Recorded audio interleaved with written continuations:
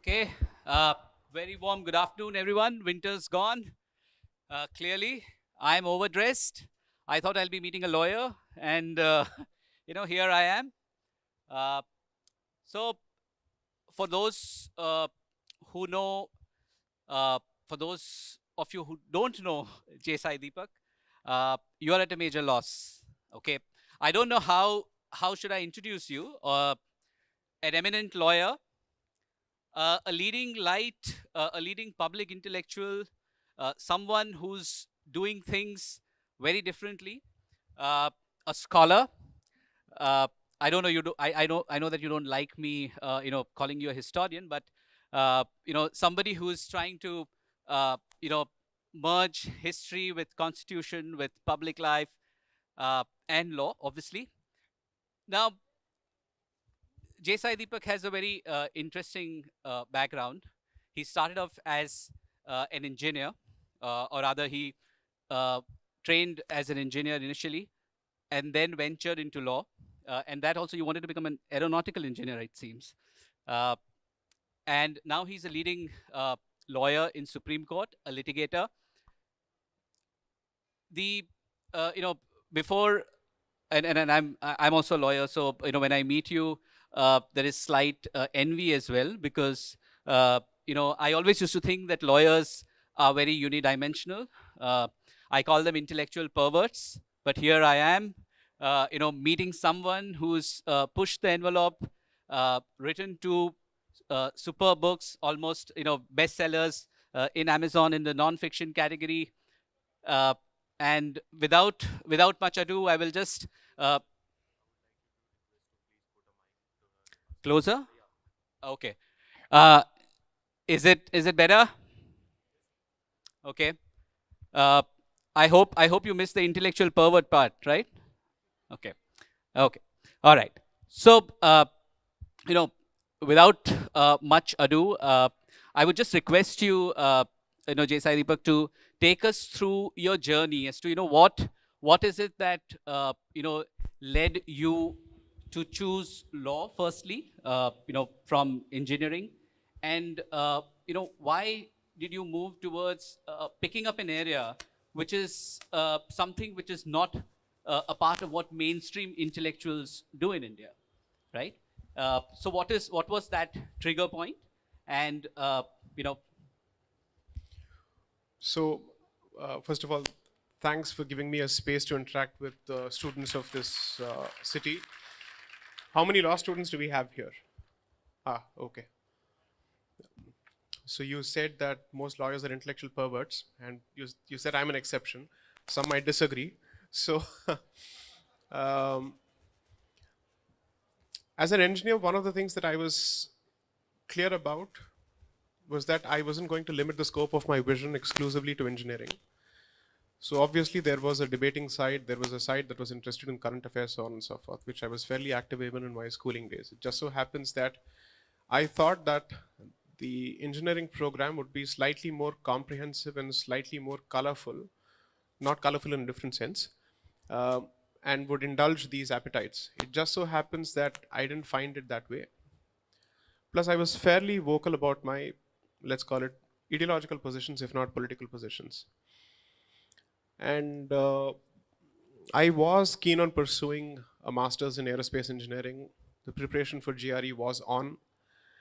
I was even being considered for a sponsored master's in aeronautical engineering at IIT Kanpur. It just so happens that by 2004, which I think it was a fairly polarizing year, politically speaking, in Tamil Nadu, it so happens that college campuses have a way of showing you your place, particularly if there are political outcomes, whether it's at the state level or the national level.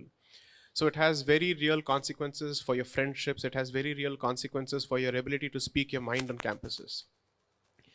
When this happened, I basically felt that while I took to engineering out of a lot of interest and passion, I certainly did not want to continue as an engineer because I thought there was no point in being a mute, silent spectator on the sidelines to this massive societal churn that was going on, and I wanted to make sense of it. The idea was to equip myself with some kind of a degree that gives me a clear picture of the architecture of the system and understand why is it that these positions are so politically incorrect? Is it because the position is fundamentally indefensible, or is the position not being articulated and represented properly? And I felt, given an opportunity, I think I can defend my positions fairly well. So the choice for an engineer is typically between either an MBA or a GRE for a master's or civil services. I've never understood the value of an MBA program. Pardon me for saying so. I don't know much about it, but I've never understood the value of it. I could, perhaps there's something deficient in me because I'm not able to relate to the program even today. Um, so between civil services and a master's in aerospace engineering, civil services seemed like the best possible option. And you must understand that for someone who comes from a southern family, and especially if it happens to be a low middle class family, law doesn't figure in your list of career priorities anywhere whatsoever. And even by 2006, the profession hadn't acquired the kind of respectability that it has today. So it never featured in my list of options. The thing about civil services is I was fairly confident of perhaps clearing the examination, but I wasn't sure of surviving in the system with my kind of candor and outspokenness. So that I wasn't sure of. So I'd gone to IIT Kharagpur for a paper presentation in engineering as part of the industrial engineering department. And that was when we were being told by the then director of IIT Kharagpur, Shri Shishir Dubey, who was a good friend of Shri Murli Manohar Joshi, that from 2006, a program in law with a specialization in intellectual property rights was about to make a debut, which was specifically meant for the scientific pool of the country. I went through the schema, let's say the schema of the particular program, and I thought I could sell this program to my parents, because had it been a plain and simple law degree in any other place, I would have been shown the door. Because it happens to be law in IIT with specialization in intellectual property rights, I had all the incentives to offer to my parents to help me make the transition. Of course, it still took a lot of roundtable conferences at home before I could get them to agree and see the value in this particular transition. And I've said this before, just as Indian foreign policy is sometimes influenced by American foreign policy, Indian families listen to NRI families better. So relatives sitting in the United States said, no, no, no, in the US, the combination of engineering and JD is fantastic and it attracts the best of minds. This seems to be the way of the future. And since it happens to be from the IIT, you must allow him to pursue his aspirations in this. So that helped me make the transition. But the moment I entered law school, this much was very clear, that I had found my calling. I fell in love with the subject. I fell in love with subjects such as jurisprudence, common law, property, and a host of subjects. In fact, the problem with the 3-year program is it doesn't have enough of economics and political science, which is what I think gives students of the integrated 5-year program an advantage.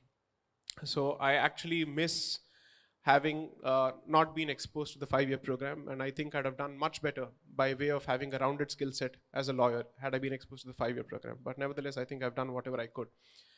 And once that happened, once the transition was made, although intellectual property was and remains something that I'm fairly good at, I was clear that I was never going to limit myself to a particular specialization. Because engineering से वकालत की जो छलांग मारनी है वो तो कर ही लिया है, उसके बाद क्या डरना? That's the end of the matter. After that, there's no point in limiting yourself to a narrow area. So for the first, I think 6 or 7 years, I spent a good deal of time establishing myself as a competent IP litigator, and also allied areas of practice such as competition law and so on and so forth. But once I went independent, by which time I'd already gained a reputation as someone who could argue without being led by anybody else, I started taking up briefs from across the board, especially on the constitutional side. Because you see, when I left my previous law firm, I was an associate partner. And when you happen to be an associate partner of a firm, if you happen to take positions which could be slightly controversial, it affects the standing of the firm, it affects the reputation of the firm, and I didn't want anybody else to pay the price or take the responsibility for my positions. I said, I will take the responsibility for my position. So when I went independent, I felt liberated in the sense of being able to pursue those causes. To be fair, my former law firm, Sai Krishna & Associates, was also comfortable in indulging my passion. It just so happens that I did not think it was the right thing to do, because it's when you run a firm, and especially if you happen to be a managing partner, you have many more responsibilities and a lot of mouths to feed. So I didn't want to be the guy who caused any kind of trouble thanks to the positions he takes or the beliefs he puts stock in. So when I went independent, I was able to pursue all of that. So I've been independent for the last 6.5 years now. June 2016 is when I went independent. During this period, I've had a fairly interesting journey where I would say intellectual property continues to be about 50 to 60% of my practice.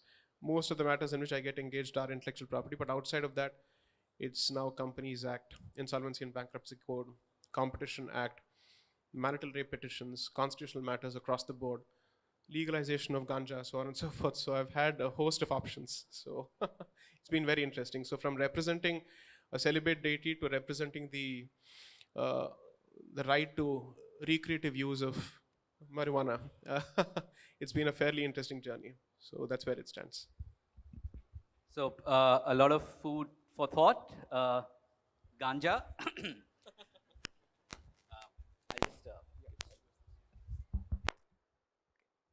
So interesting. You mentioned that 2004 was a landmark year for you. Uh, many people think that 2014 was a landmark year for India when things, took a different course. So why 2004, and what was it that that led you to uh, choose a different path for yourself? So, am I audible? Yes. So, those who have lived through 2004 will understand the value of 2014 better. Well And said. since we were at a particular phase, so it's like this, I was keen on Mr. Vajpayee coming back to power for all sorts of reasons. Um, the India Shining campaign flopped like nobody's business. It fell on its face flat. And the coalition partners of the then NDA at the state level in Tamil Nadu, such as ADMK, lost all 39 seats and all 39 constituencies fully. And therefore, there were severe repercussions on the campus. Because at least if the state partner had done well, because you have to realize that campus politics in Tamil Nadu is extremely vicious. It's very vocal, it's vehement and vociferous, regardless of which Vichardhara you represent or stand for. And I'm not going to blame a particular side for it. And as someone who certainly took a serious interest in the larger public discourse and who had always been vocal, I had very physical and personal repercussions, which I responded to as well.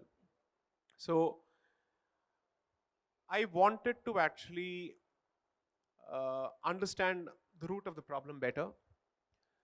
2014, in that particular sense, I would say certainly represents a clear shift in the political Overton window of this country.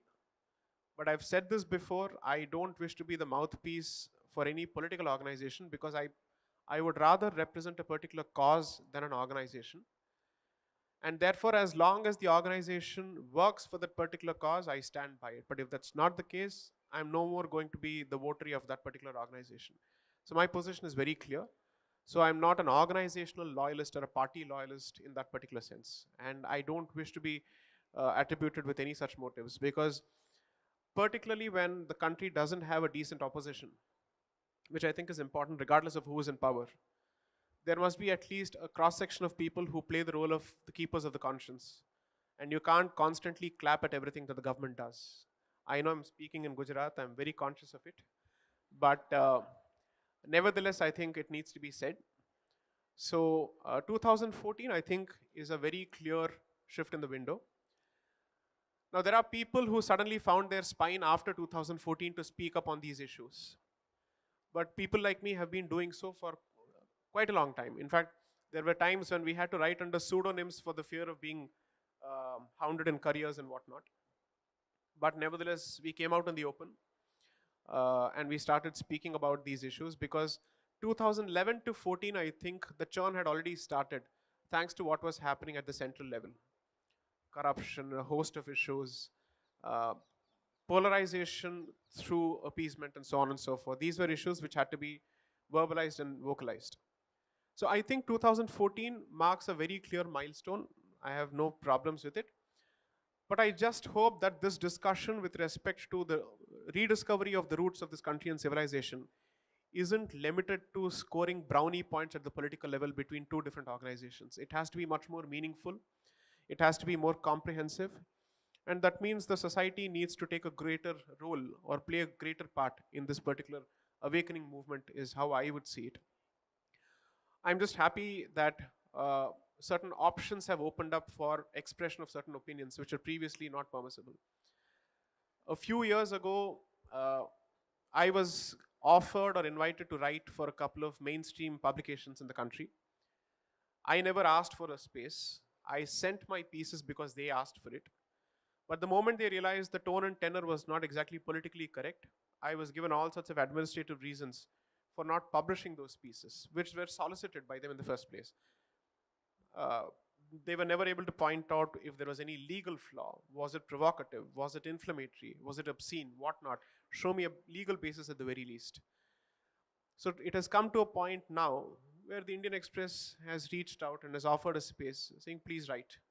So that column has started. So I would say that we have come a significant distance from 2004, but there is still a long way to go.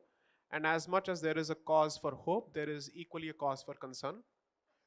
And one of the causes for concern is that while the government gets quite a few things right, the government also gets quite a few things abysmally wrong. And there is a serious policy continuity in that particular sense between the previous government and the current government.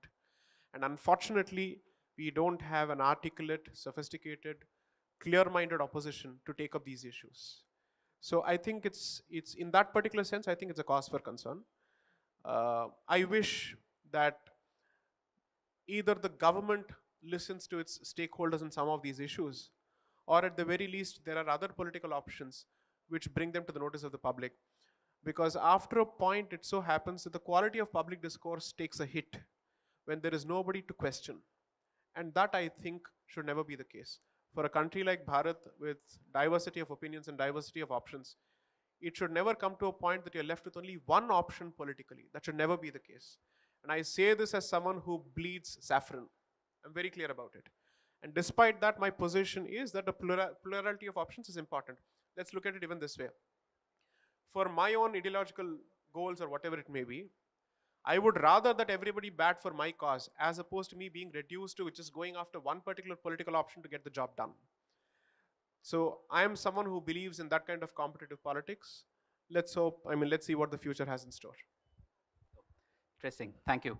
The way we decided that we will, move with the session is that we'll try to make it as interactive as possible. So we will, give the audience an opportunity to ask questions. So, let us see who's, yes, sir. Can somebody pass on the mic, please? So just a few clarifications.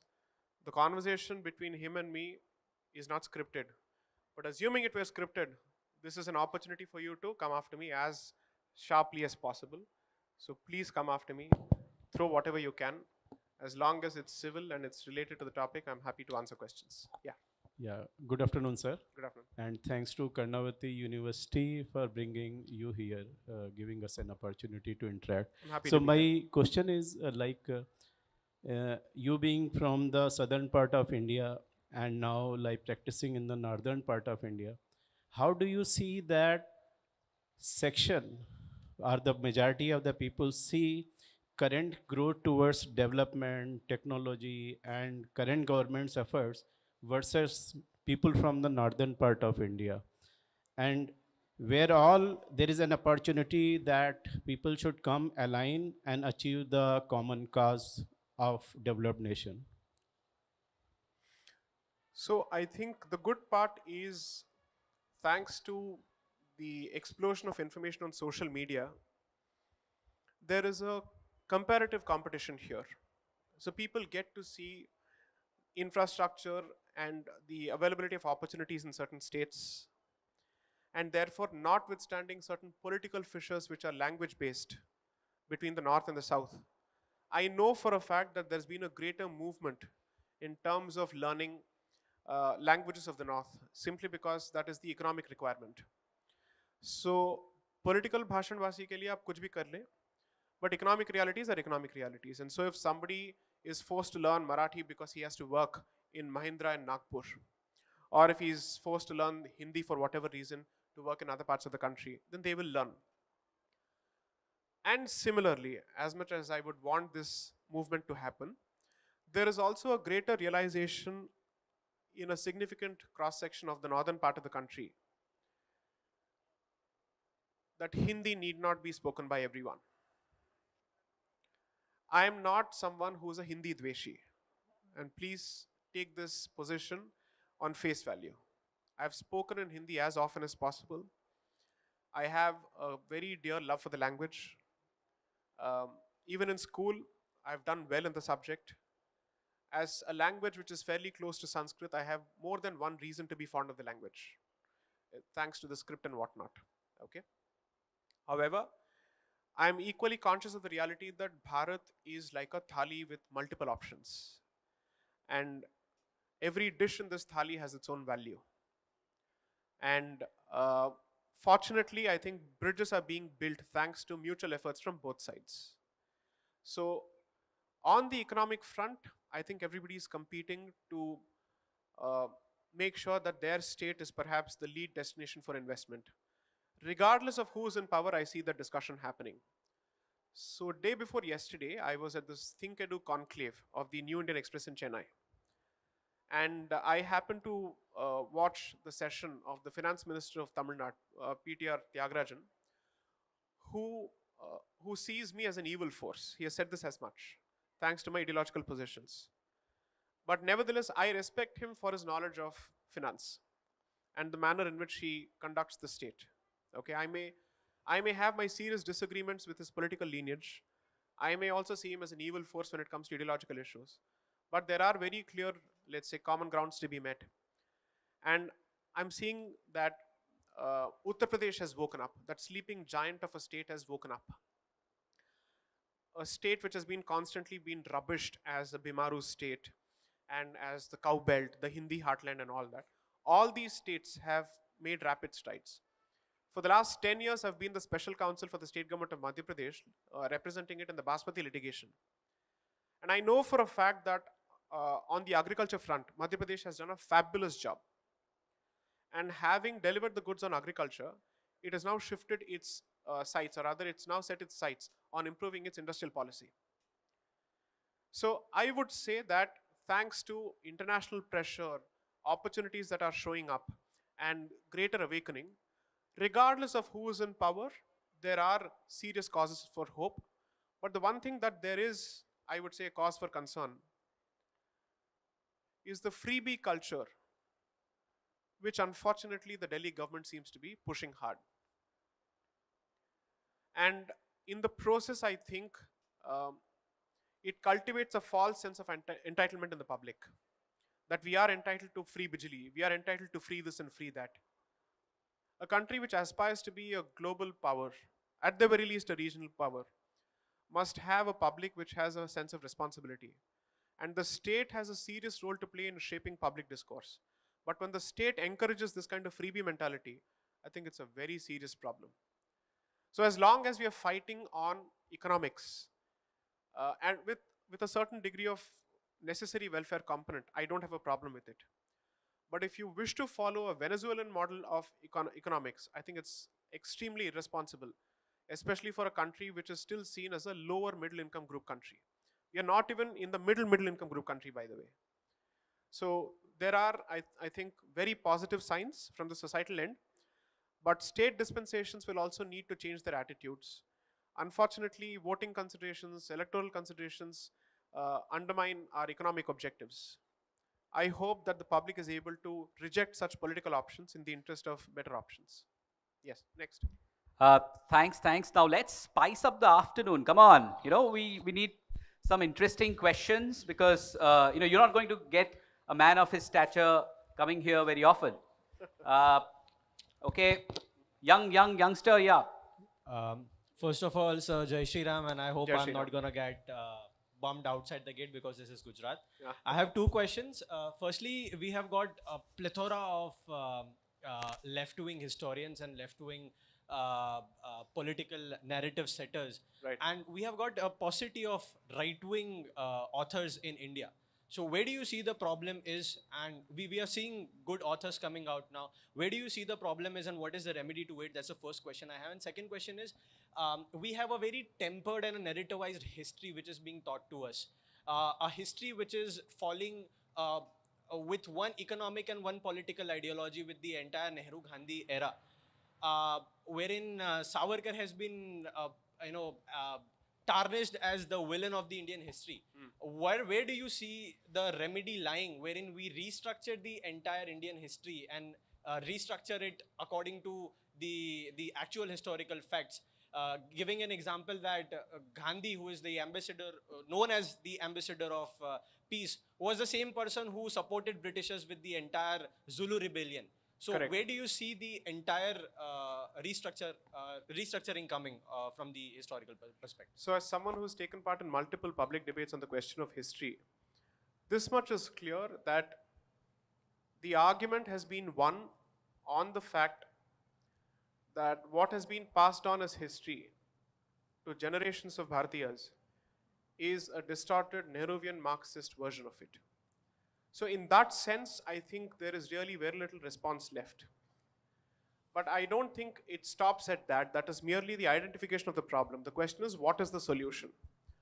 On the aspect of solution, allow me to disagree with you on one aspect. There has never been, I repeat, there has never been a paucity of non-left historians producing credible work. The problem is they were never given access to channels of dissemination through the state. And allow me to again say this as a matter of constructive criticism, that remains the position even today. Which means what you see is production of content by private individuals through private publications. Now, have those publications and has that content percolated into state curriculum? The answer is a no. And for that you can't hold either the private individuals responsible, and you can't constantly blame the Gandhi, Nehru, Marxist establishment for it, because you are no more in the opposition. Having come to power, you don't get to say this when you're close to the end of the second term, oh, that our textbooks are still like this.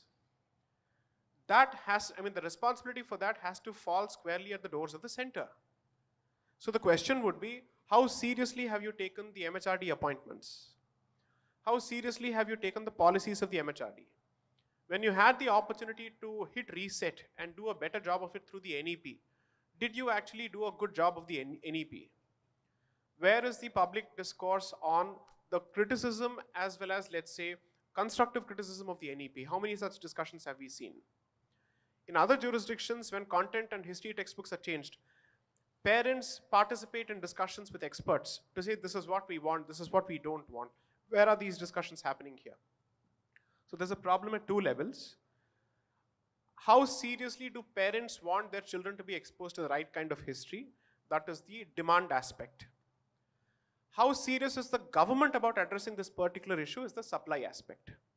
And there is a deficiency at both ends. It remains a storm in a teacup where this is the concern of the affluent few or the educated few or the aware few. But otherwise, it is not an electoral issue. It will never find its way into the electoral manifesto. And anything that doesn't find its way into the electoral manifesto has no value for any government.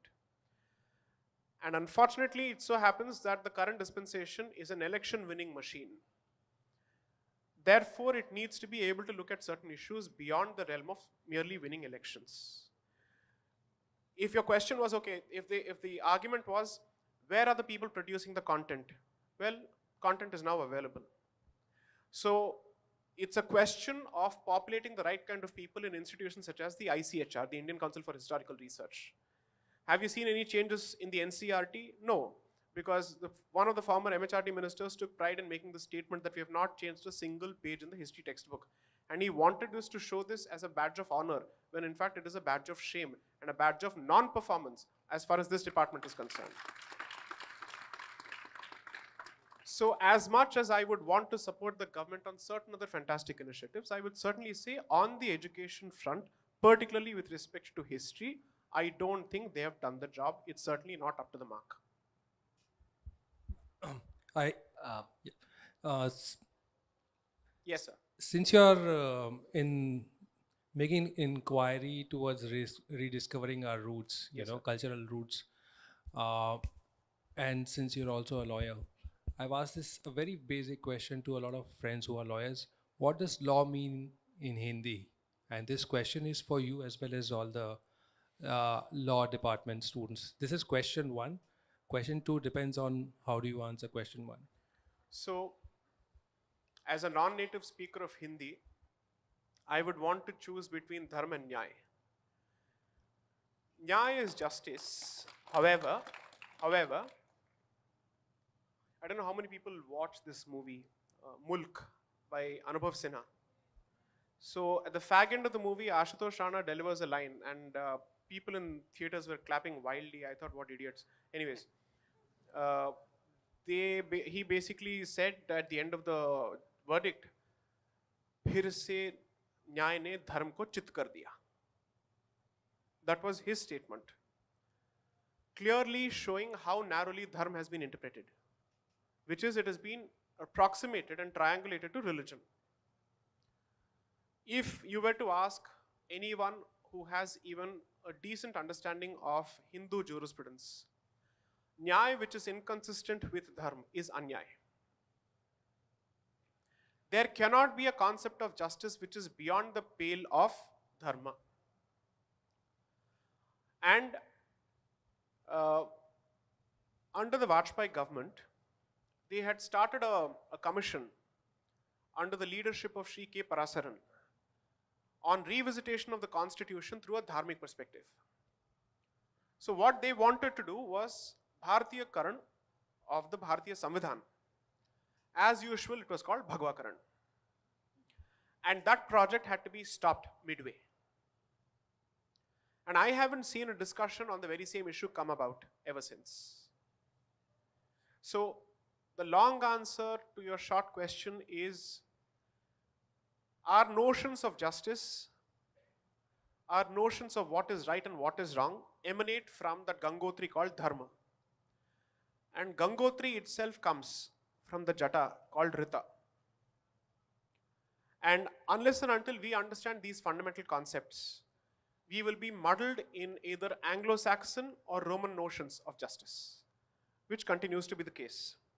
And anyone who understands the history of common law, which is what we constantly call Bharat as a common law jurisdiction, common law has its origins in the Testament, Old and New.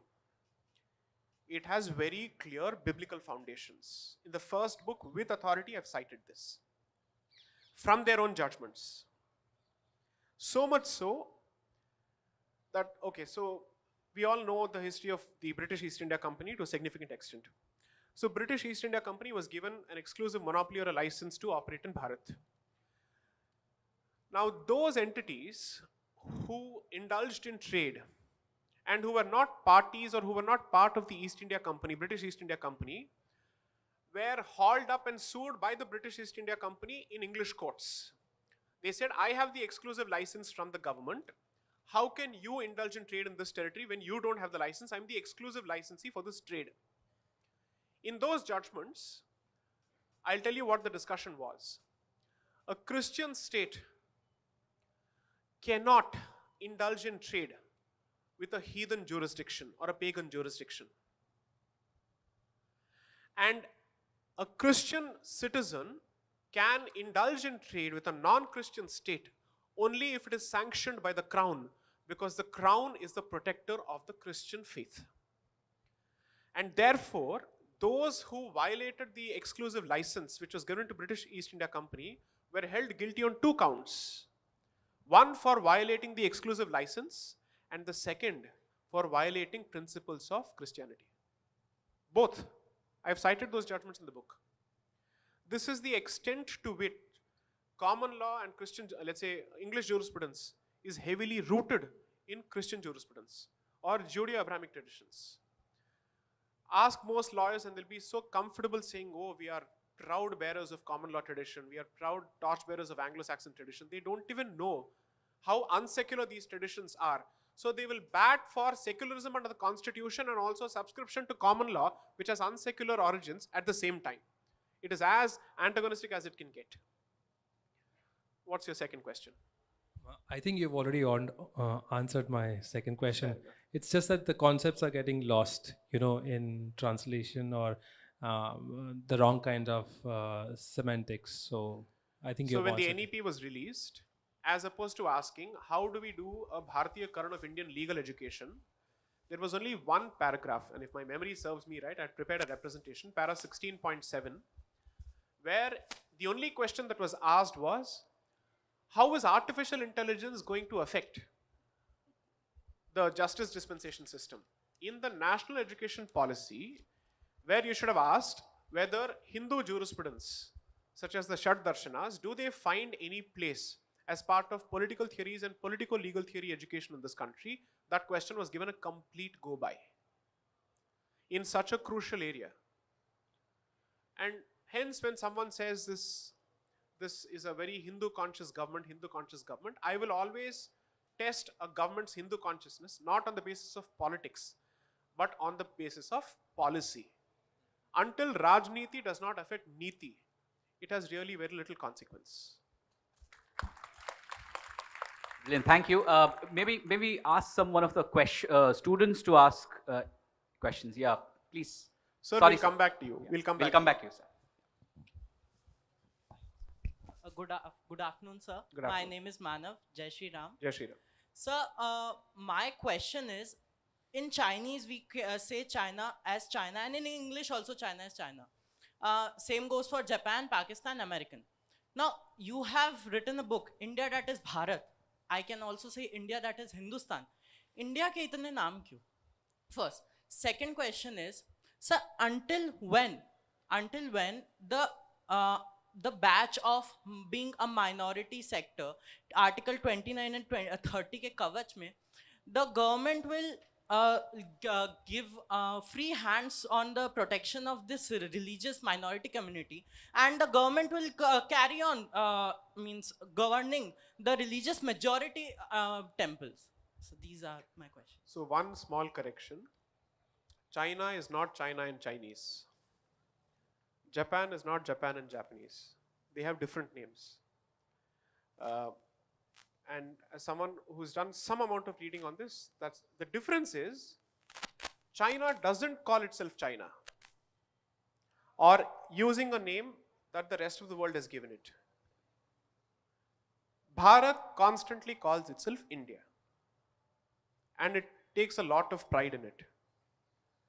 And it feels that the use of Bharat to call Bharat, despite its presence in the constitution, somehow violates our misplaced notions of secularism. During the Constituent Assembly debates, there was a very clear discussion on why not Hindustan, why Bharat, Bharatvarsh, so on and so forth. They finally said, Jambu Dweep is a geographical notion, Bharatvarsha is a cultural notion, Bharat is a political notion. They're very clear about these distinctions. And so they said, Bharatvarsha or Aryavarta effectively represents a cultural sphere of influence. But as a political entity, you will call it Bharat. Hindustan is a later introduction thanks to the introduction of Farsi and how the Turkic Mongoloid invaders, such as the Mughals, started calling it Hindustan and so on and so forth. But Bharat was traced to the Puranas directly. So I have extracted discussions from the Constituent Assembly where they trace the use of Bharat to I think it's Vayu Purana. I'm not sure. I could be entirely wrong. You'll have to pardon me if I'm getting it wrong. And we've been constantly told that the word Bharat comes from Raja Bharat, which may not be entirely true also. So scholars will tell you Bharat effectively comes, and I'll be branded a Manuvadi now. The other name for Manu is Bharat. And therefore a land of Manu or the land of Manu is called Bharat. Bharat is not a word, it's actually an acronym. And I happened to come across this where one scholar, rather in fact shared with me authoritative sources to exactly explain where the word Bharat comes from. Any case, coming back to the point, Hindustan is not something that I would want to subscribe to, because I'm asking myself, where does this word come from? It comes from an imposed position from somebody else. What do my sources say are my name, and therefore Bharat is what I would be comfortable with. Coming to your question of secularism and all these things, it's useless to ask this question. Right to Education Act, when it was introduced by the Congress government, the opposition specifically said, why should minority educational institutions be exempt from the application of the Right to Education Act? And therefore, if you read the opposition debates at that point, they opposed it tooth and nail, saying this violates the principle of equality. If a societal obligation is cast, saying children until the age group of 14 must have the right to education, and you say that this is a societal obligation, why would you say that this obligation is exclusively only on those institutions which are non-minority institutions? In that sense, aren't you taking the two-nation theory forward by saying that certain groups are completely exempt from the application of laws? So on the one hand, you have a problem with the special treatment of Jammu and Kashmir under Article 370, but you don't see a problem with the exemption given to minority institutions on Right to Education Act. Now let's come to the political hypocrisy of it. You have been in power for the last 8 years, close to 9 years now. Why didn't you repeal that particular exemption? Who is to blame here? The Congress really has no power today to stop anything that you do. You have the power to bulldoze anyone and everyone. Why haven't you done it? How many Hindu schools and Hindu-run institutions and non-minority institutions were shut down as a consequence of the economic liabilities imposed by the Right to Education Act? There are multiple websites dedicated to this. In Delhi alone, several hundreds of schools were shut. And yet there is no movement on this front. This government still believes that it's a badge of honor for it to showcase the budgetary allocation for minority welfare schemes. Minority Welfare Ministry was set up only in 2006. It was not set up under Nehru. 2006 it was set up. You opposed it when you were in opposition. Did you deem it fit to dismantle this particular ministry in 2014 or at least in 2019? Is this in your list of priorities at least in 2023? No, it's not. It's very convenient to constantly bash previous dispensations. I would say rightly so, bash them for what they have done because we are facing the continuing effects of it. But जब सत्ता आपके हाथ में आ जाता है, आप उसका प्रयोग कैसे करते हैं? पहले टर्म में तो आपके पास you'll have enough excuses to say नहीं इन्होंने इतना गड्ढा खोदा है कि मुझे रोड भरना पड़ रहा है. You can say all of that. आप दूसरे टर्म में भी यही कहेंगे. You can't say that you have enough clout to get the goodwill of the Middle East and all other countries, but you don't have enough clout to make these fundamental changes in your own country. Next. Yes, please. Yep. Can somebody? Before the session is wound up, I think Sir needs to get a chance. Yes. So we'll come back to him. Yes, please. Yes. Yeah. Okay, can I ask a question? Yes, sir. Please, sir. Go ahead. Okay, thank you very much. I'll come back to you. Yeah. I've got a question which may not be directly related to today's talk, but somehow it fits in. My question is, on what basis people like Prashant Bhushan and his cabal have access to emergency hearings in the Supreme Court? Why this cannot be challenged, and how can it stop? The nature of the legal system is such that all are not equal. These are the realities. And it is not limited to any particular group or cabal. Okay, let's go a step further. How many people who've been involved in a hit and run case have managed to get the same treatment and expeditious hearing that a certain Bollywood actor got? Okay. Unfortunately, the nature of the system is such that it is not what your case is, but who is standing up for you. On the specific question with respect to the cabal that you mentioned,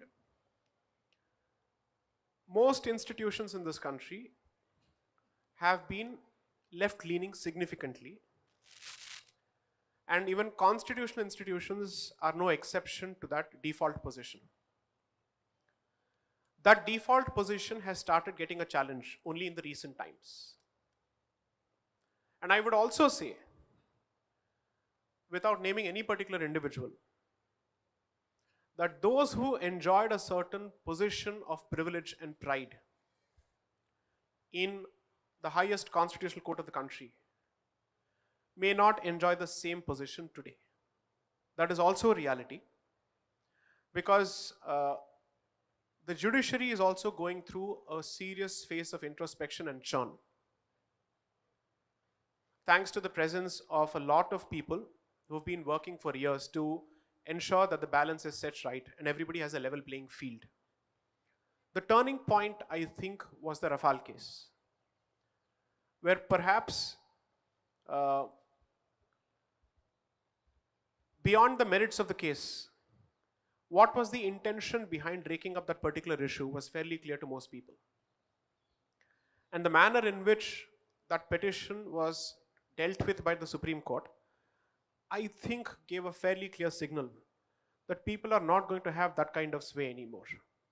I'm not saying that it has ended for good, but I would certainly say it is on its way out. It will take some more time before that level playing field is truly achieved. It will take at least 5 or 6 years. You must also remember one more thing. The human rights jurisprudence of this country and its ecosystem has been the exclusive preserve of the left for close to 40 years. Ask any law student, almost every judgment that deals with fundamental rights, privacy, free speech or whatnot has involved institutions such as PUCL, Common Cause, PUDR and whatnot. And most of these institutions or organizations are left-leaning. And that is because on the non-left side, we have not taken legal representation of some of these causes as seriously. In 2017, in perhaps my first major public engagement in IIT Madras, in my interaction with IIT Madras, I specifically pointed this out. ऐसा नहीं है कि supreme court जो है किसी की पैतृक संपत्ति है. How can you be shut out if you make a representation? You will not be. But the non-left side and specifically the Hindu community has not understood the value of legal representation seriously in these courts when it comes to some of these issues. Environment, human rights, gender justice, tribal rights, caste-related issues, these have not featured in your list of priorities when it comes to legal representation. It is now a relatively recent phenomenon, and I would say it's a much needed welcome change. It is happening. Just a brief question again. Yes, sir. Are you planning on representing non-left side and challenging the Supreme Court? Or is there a movement? I don't wish to challenge any institution. As someone who's been in the profession for 14 years, it's important to be a part of the system, to work with the system, to effect a change in the system.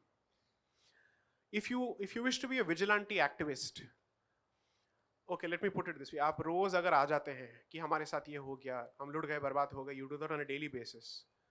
You don't realize the fatigue that sets in the institution. आ गया ये मुंह उठा के, इसके पास और कोई काम नहीं है. That is more or less the fatigue that the other side is currently going through. हर दिन कोई बेकार का petition file कर देते हैं and they ask for an emergency hearing that gets dismissed outright. Okay? I've said this once, I'll make it abundantly clear. I am not, and I will never be an activist lawyer under any circumstances. It is a demotion to my skill sets and my professional capabilities, which I will never allow myself to go through. I'm a hardcore commercial litigator with very clear strengths as far as constitutional law is concerned. And as a practicing Hindu, I will take up select causes as part of my pro bono commitments, which I will represent to the best of my abilities. But I will never be the face of any Hindu movement either in court or outside of it. This I'm very clear about. And there's a good reason for this. If you want to be taken seriously by an institution, then you prove your competence on the basis of hardcore subjects, not on the basis of activism. And I will never subject myself to that kind of dilution of my professional capabilities. It is self-defeating, and please remember, the gentleman who you named is perhaps a second-generation lawyer. And therefore, these people have a legacy to protect them. I'm a first generation litigator who's climbed up the hard way as far as the professional ladder is concerned. So I will have to strike a balance between my professional obligations as a litigating commercial lawyer and my dharmic obligations as a practicing Hindu. I will always strike that balance. And I'll make this point in a better fashion. Earlier in the day at the bookstore, I said this. The model that I hope to represent or let's say set forth to people is, it is possible to strike a very decent balance between your pursuit of artha and your pursuit of dharma. And that is a workable model that I wish to present. If I have to choose a person for my legal team who I want to work with on certain important matters, even if he doesn't have dharmic commitment, but if he is professionally competent, I would bring him on board. Because case ke liye jo zaruri hai, that is what I will do. The reality of Hindu representation in the Supreme Court, at least for the better part of it, has been emotional petitions with very poor preparation, which goes to the Supreme Court and gets kicked out on day one. Professional competence and ideological commitment have to go hand in hand. Neither is a substitute for the other. That is the first principle, which is, if I want somebody to fire a bullet, I am not going to ask, "Aap Hindu ho ya kya ho? Will you fire the bullet for me or not?" is the first question. Do you think everybody who's working for the left is ideologically committed? No, they are not. No, I think it's money matter too. Absolutely. So providing a career path, grooming someone with fantastic skill sets, providing Rhodes scholarships and other scholarships to actually groom them from law school is the entire game.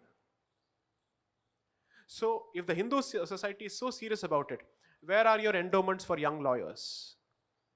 Where are your endowments to groom this talent? Where is your cultivation of professional lawyers to represent your causes?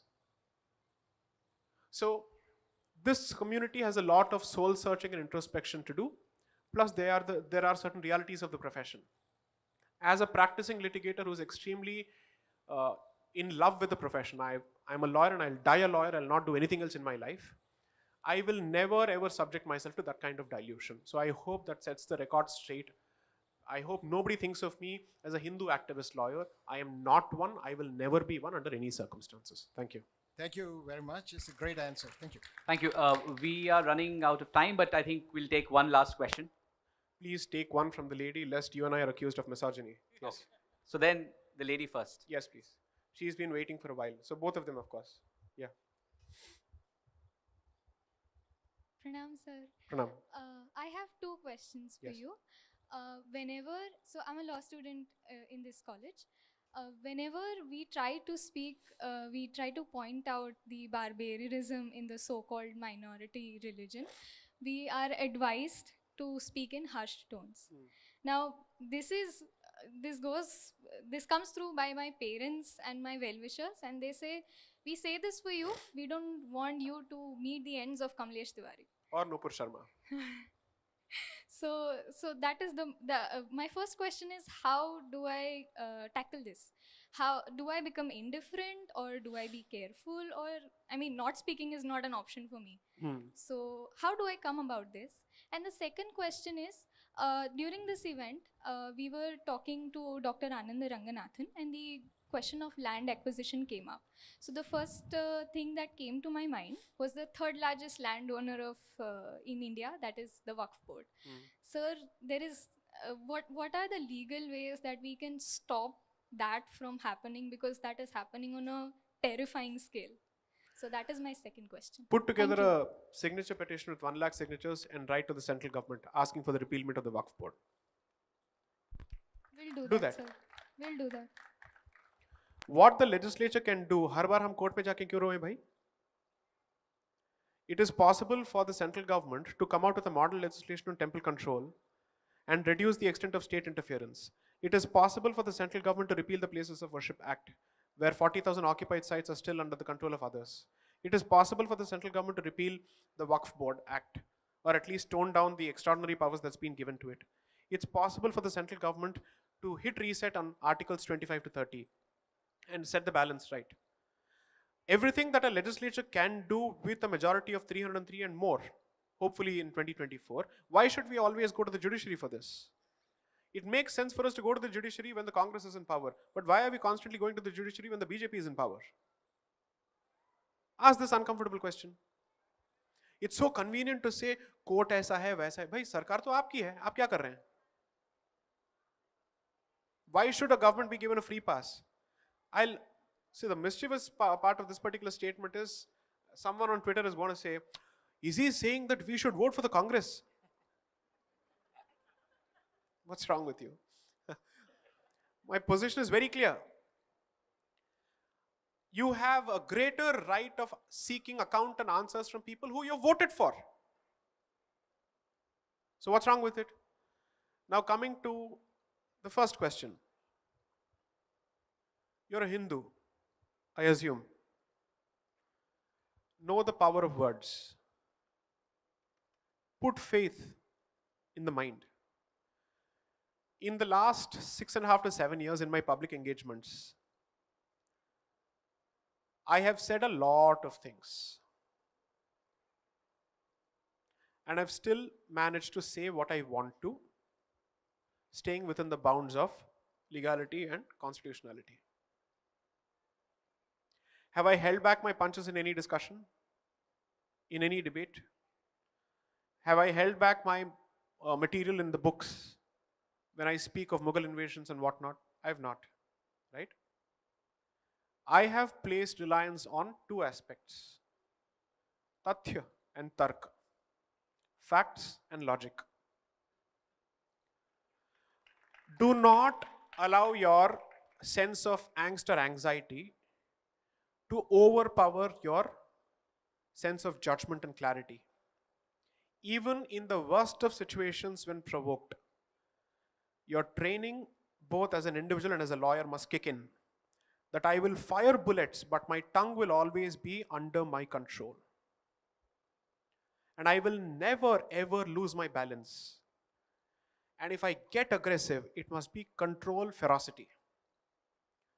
Which means the other side must run for cover without knowing how to respond to it.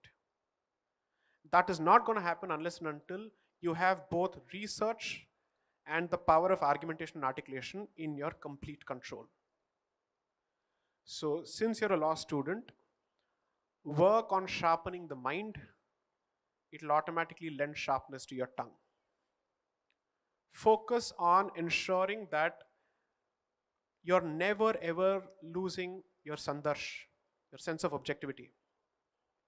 And equally be aware of the flaws in your own position. Don't buy into your BS so much that you're not able to see through the flaws in your position. Be open to the let's say the flaws in your position. It's very important. In which case, the red team and the blue team must constantly be inside your own head. One batting for you, one batting against you. Only then you're preparing for, in anticipation for the opposition that's going to come your way. That lady had a question. Please, go ahead. Piche. I'll end it with you, don't worry. Yeah. Jai Shri Ram. Jai Shri Ram. So my question to you is, you were very vocal about Sabarimala issue. Yes. You actually explained the real reason behind the rituals followed there. Yes. I was following you in every debate and all. My question to you is, as the case is going on in Supreme Court, will the verdict will be in favor of Hindus, or they will change it completely and make it a tourist spot? Having said that, I have one more question to you. What a Hindu voter should do? Continue to vote for BJP in the hope of development of country and that of Hindus, or we have any other option? So to answer your first question, for a long time I've been asking the Bar Council to introduce astrology as part of legal education.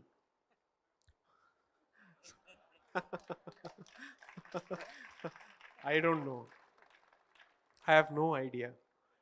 Court क्या कहेगी? I have no idea. उस दिन शनि किस तरफ बैठेगा मुझे नहीं पता है. Okay? And by the way, Shani is the Lord of Justice. It's not a bad planet at all. It is actually the planet for Dharma, which means for everything that you have done, scores will be settled. And by the time he leaves, by the time Sadesati is complete, he will do good and go. That is the nature of Shani. Hopefully, if you have learnt your lessons. So my point is, I don't know which way the system will go. I'm more interested in a slightly different question. At least now, is there greater consensus in the Hindu community on the need to preserve the practice of the Sabarimala temple?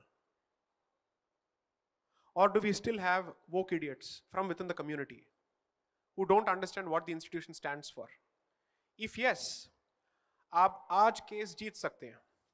कल अगर woke सरकार आई तो a judgment can be reversed by a legislative act. What do you do then? It's a very real possibility. And that is the left's investment in your children in a long-term battle, in an infinite war. So you might succeed in, let's say, current day terms because you believe that हमारी सरकार है, पता नहीं किसकी सरकार है, but still. But future का क्या होगा, we don't know. So I would want to invest in quality representation before the court as well as in changing and shaping minds in the society. Focus on both. Now recently the Dawoodi Bohra case has been referred to the same Sabarimala 9-judge bench on whether the head of the community has the power to excommunicate people from the community. So all these questions. Female genital mutilation, entry of Parsi women into the Agyaris, then Sabarimala have all been clubbed together. Now I'll tell you what the textbook Hindu mind of today will say. Female genital mutilation galat hai. Entry of Parsi women into Agyaris must be allowed. Now therefore I'm left with no other option but to say that women must also be allowed inside Sabarimala. Or women of the reproductive age group. Okay? This would be the statement. It is Hindus who come and tell me, if women can be allowed inside the Haji Ali mosque, how can you take a different position with respect to Sabarimala? अरे भाई मस्जिद और मंदिर एक है क्या? दोनों में आपको अंतर समझ में नहीं आता है? You go there to pray, here you go to worship. There's a difference between prayer and worship. प्राण प्रतिष्ठा यहाँ पे होती है, वहाँ पे प्राण प्रतिष्ठा नहीं होती है. मूल मंत्र यहाँ पे पढ़ा जाता है, वहाँ पे मूल मंत्र नहीं पढ़ा जाता है. क्या बात कर रहे हैं? गर्भगृह का कॉन्सेप्ट यहाँ पे है, वहाँ पे है क्या? गर्भगृह क्यों है? क्योंकि वहाँ पे एक मूर्ति का प्रतिष्ठान हुआ है. मूर्ति का प्रतिष्ठान, इसका मतलब क्या है? इसके पीछे का तात्पर्य क्या है? That means an energy space has been consecrated. That energy space has a particular, let's say, vidhi through which that sanctity is maintained. आपको equality ज़्यादा चाहिए या spiritual quality चाहिए आपको? What is your priority? So that's one. Second, I repeat in the land of Modi. I am not saying go against the BJP. Please. There is a massive troll army sitting on Twitter. पीछे पड़ जाएंगे. लेकिन इतना जरूर कहूंगा, अगर हिंदू हित के खिलाफ या विरुद्ध कुछ होता है, तब मैं जरूर बोलूंगा, चाहे कितनी भी आर्मी हो. And it doesn't make a difference who's in power. Because the logic of Hindu hit will not change. That will remain the same. Coming to the actual reality, do we have other options as on date? No. अगर कांग्रेस में थोड़ा भी रत्ती भर का भी दिमाग होता, which is not possible considering who is the president now, is you would go in the direction of competitive Hindutva. What would you do? आप एक प्रॉपर हिसाब किताब बनाएंगे. आपने हिंदुओं के लिए कहा कि हम ये करेंगे, ये करेंगे. आपने क्या किया है? The Congress should ask this question. Instead, they are stuck in the same mold as the Ahmed Patel-Sonia Gandhi combination. Both of them representing whatever they represent. I leave it to your imagination. So, they have effectively gone down the path of implosion. They are running towards suicide. Okay. And which is why I think I would agree with what Anand said on a television debate, that the BJP is blessed with a joke of an opposition. Matlab, the thing is, in Ramayana they say, जब भी वाली रण के लिए जाते थे, enemy का जो strength था वो 50% कम हो जाता था. Okay, that was the vardhan that was given to Wali. I think that is the exact blessing that is being given to BJP. that you will be blessed with the joke of an opposition. And that is exactly what is happening. Now, as I said, this goes back to the first point, which means जब सरकार कुछ नहीं करती है हिंदू हित में, पूछने वाला भी कोई नहीं रहा. Now you see how it goes back to the first question, the quality of public discourse. You are entirely dependent, your destinies, your interests, your Hindu hit, everything is tied to one political option, which was not the case in the 50s, 60s, and 70s, because cultural organizations were equally investing in the Congress and the BJP at that time, or the Jan Sangh at that time. That is what makes sense, because that is the strategy of other communities. कोई भी आए वो पहले क्या करते हैं, हम minority के लिए इतना पैसा देते हैं. Everybody is forced to say this. Why isn't every government under the same compulsion to say हमने हिंदुओं के लिए इतना किया है? Okay, logically speaking, and just apply common sense, can you guarantee that a particular party will stay in power forever? Which is why it makes much more sense to invest in the policy so that it can outlast the existence of a particular government. Because एक बार policy बन गया, उसको roll back करना बहुत मुश्किल होता है. Which is one of the reasons that the BJP government is also struggling to roll back what the Congress did by way of minority welfare schemes. That's their excuse, of course. I'm saying there is some sense to that excuse, although I don't agree with it fully. Article 370 को आपने तो पूरी तरह से roll back कर दिया. At least you've made it an apunsak at this point, right? Why can't you do the same thing with others? So what is the strategy or what is the option left for the Hindu voter? Vote करो, क्या करें? लेकिन सवाल भी पूछो, clear सवाल पूछो. Don't become a Kavali Mandali. Keep clapping for everything. Then you might as well have a Jamura. Please don't do it.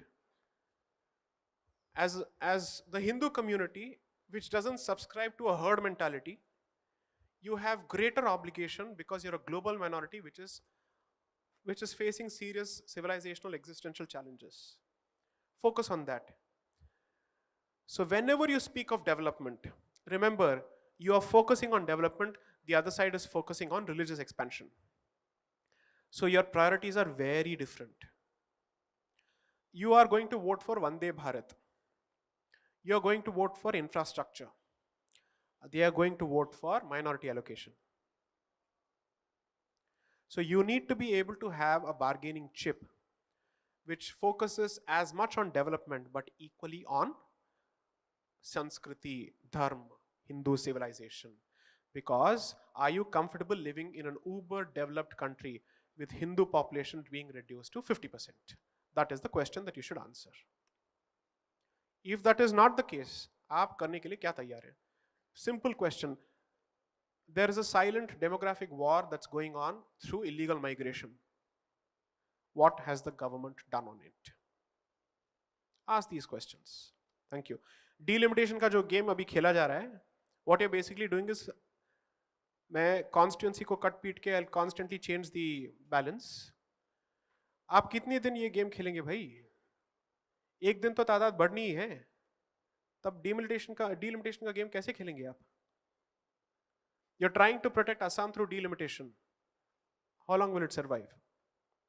Ram भरोसे.